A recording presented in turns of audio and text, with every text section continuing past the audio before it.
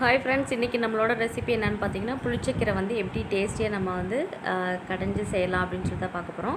So வாங்க இப்போ வீடியோக்குள்ளே போகலாம். நம்ம ஒரு பாத்திரத்தில் நல்லா புளிச்சக்கீரை எடுத்து நல்லா அலசி நான் வேக வச்சுருக்கேன்.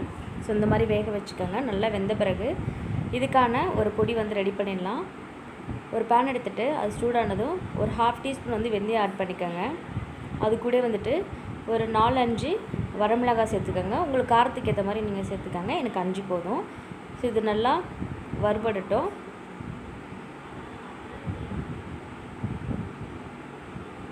ரொம்ப கருகிடக்கூடாது. பொன்னிறமாக நல்லா வறுத்து எடுத்துக்கலாம். இப்போ பார்த்தீங்கன்னா இது நல்லா வறுத்து வந்துடுச்சு. ஸோ இந்த மாதிரி இருக்கணும். இதை வந்துட்டு ஒரு உரலில் போட்டு நம்ம பவுடர் ஆக்கிக்கலாம். இல்லைன்னா மிக்ஸி ஜாரில் கூட போட்டு நம்ம பவுடர் எடுத்துக்கலாம்.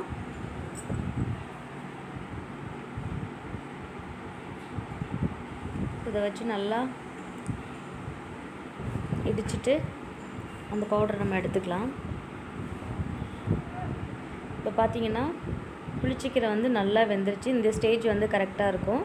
புளிச்சக்கீரை நல்லா மையாக வேகணும். அப்போ தான் நல்லாயிருக்கும் கடைசி விடும் போதுட்டு. ஸோ இந்த மாதிரி நல்லா கடைச்சிட்டு இது கூட உப்பு சேர்த்து கடைஞ்சிக்கோங்க. இல்லைன்னா நம்ம தாளிக்கும் போது கூட உப்பு சேர்த்துக்கலாம்.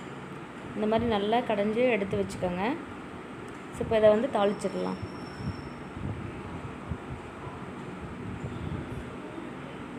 ஒரு தாளிக்கிறதுக்கு ஒரு கடாயை எடுத்துகிட்டு அதில் வந்து நல்லெண்ணெய் ஒரு 4 to 5 டேபிள் ஸ்பூன் வந்துட்டு நல்லா எண்ணெய் விட்டுக்கோங்க. எண்ணெய் கொஞ்சம் நிறைய விடுங்க. அப்போ தான் வந்து புளிச்சக்கீரை சாப்பிட்றதுக்கு ரொம்ப டேஸ்டியாக இருக்கும். எண்ணெய் நல்லா காஞ்சோடனே இதில் வந்துட்டு ஒரு 1 டீஸ்பூன் அளவுக்கு கடுகு சேர்த்துக்கோங்க. கடுகு நல்லா பொரிஞ்சு வந்ததும் இது கூட வந்துட்டு பூண்டை வந்து நல்லா இந்த மாதிரி நசுக்கி சேர்த்துக்கோங்க. அப்புறம் இது கூட வந்துட்டு நான் பெரிய வெங்காயம் 2 வந்து நல்லா ஸ்லைஸாக கட் பண்ணி இது கூட சேர்த்துக்கிறேன். சின்ன வெங்காயமும் சேர்த்துக்கலாம். சின்ன வெங்காயம் சேர்த்தா இன்னும் டேஸ்ட்டாக இருக்கும். என்கிட்ட பெரிய வெங்காயம் தான் இருந்தது, அதனால் பெரிய வெங்காயம் எடுத்துட்டோம். ஸோ இது வெங்காயமும் பூண்டும் நல்லா குக் ஆகணும். வெங்காயம் நல்லா வதங்கின பிறகு தான் நம்ம கீரை சேர்க்கணும். அப்போ தான் அது டேஸ்ட் வந்து நம்மளுக்கு கிடைக்கும். இது ரொம்ப ஈஸி தான். வெங்காயம் நல்லா குக் ஆகட்டும். இது கூட வந்துட்டு பெருங்காயம் கொஞ்சம் சேர்த்துக்கலாம். பெருங்காயம் சேர்த்துட்டு நல்லா வதக்கி விடுங்க. இந்த ஸ்டேஜ் வந்து கரெக்டாக இருக்கும். ஸோ இந்த மாதிரி நல்லா பொன்னிறமாக வறுந்து வரணும்.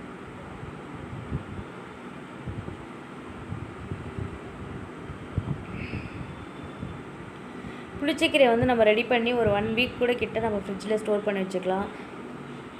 இப்போ இது கூட வந்துட்டு நம்ம இடித்து வச்சுருக்க அந்த மிளகாய் பொடியை வந்து நம்ம ஆட் பண்ணிடலாம். ஆட் பண்ணிவிட்டு நல்லா வதக்கி விடுங்க. ஸோ இது நல்லா வதங்கின பிறகு இது கூட வந்து நம்ம மசிச்சு வச்சுருக்க கீரையை வந்து ஆட் பண்ணிடலாம். கீரையை கொட்டும் போதுட்டு மெதுவாக விடணும். ஏன்னா அந்த எண்ணெயெல்லாம் நம்ம கையில் தெளிக்கும். அதனால் பார்த்து கேர்ஃபுல்லாக வந்துட்டு அந்த கீரையை வந்துட்டு நம்ம அந்த எண்ணெயில் போடணும். போட்டுட்டு நல்லா மிக்ஸ் பண்ணி விடுங்க. இது வந்துட்டு ஒரு 2 மினிட்ஸ் அப்படியே இந்த ஹீட்லேயே இருக்கட்டும். அடுப்பை வந்து லோ ஃப்ளேமில் வச்சுக்கோங்க. பார்த்திங்கன்னா சூப்பராக ரெடி ஆகிடுச்சு. இது வந்து நம்ம ஃப்ரிட்ஜில் ஸ்டோர் பண்ணி வச்சுட்டு நம்மளுக்கு அர்ஜென்ட்டுக்கு தேவைப்போ நம்ம டிஃபன் கூட லஞ்ச் பாக்ஸ் கூட நம்ம ரெடி பண்ணிக்கலாம். சாதம் மட்டும் வடிச்சிட்டு இதை கொஞ்சம் ஹீட் பண்ணிவிட்டு சாதத்தோடு கிண்டி கொடுத்தோன்னா பசங்களும் ரொம்ப விரும்பி சாப்பிடுவாங்க. இப்போ பார்த்திங்கன்னா சூப்பரான புளிச்சக்கீரை ரெடி ஆகிடுச்சுங்க. இதை நீங்கள் வீட்டில் ட்ரை பண்ணி பார்த்துட்டு எப்படி இருக்குன்னு சொல்லிட்டு எனக்கு கமெண்ட் பண்ணுங்கள். தேங்க்யூ. அரிசுவைகளை அறிந்திடுவோம்.